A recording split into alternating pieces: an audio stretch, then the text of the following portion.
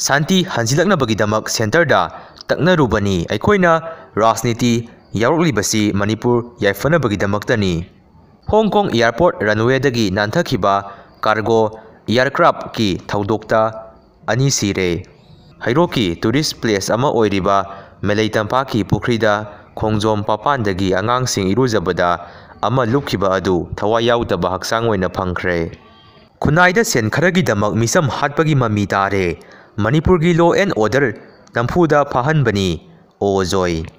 Indian Army na Myanmar gi territory lansilaga NNCN-KYA gi kiamda drone strike chathakre manga hatkre.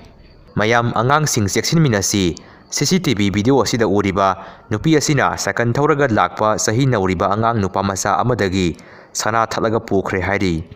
Myanmar junta na akanba mawongda lanthengnaraba matung KNNA gi lusingba force tagi karel lausinkhre. Kuki MLA amata laktre mamangda tawni tawkhiba kuki zo meeting tawba ngamdaduna tawkhiba meeting adu ngasi Churachandpurda pangthokre. MLA sing amata laktabagi KSO sauri.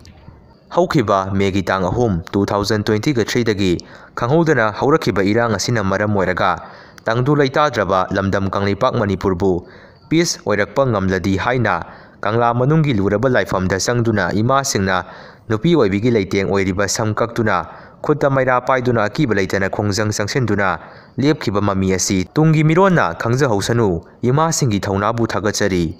NSNIM gi Anto Kilonsar Ti Haismuiba Dimapur gi helicopter na ukhunda hayeng ayuk thunglaragani.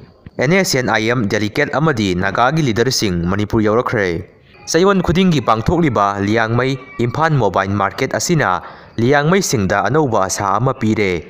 R Masundau.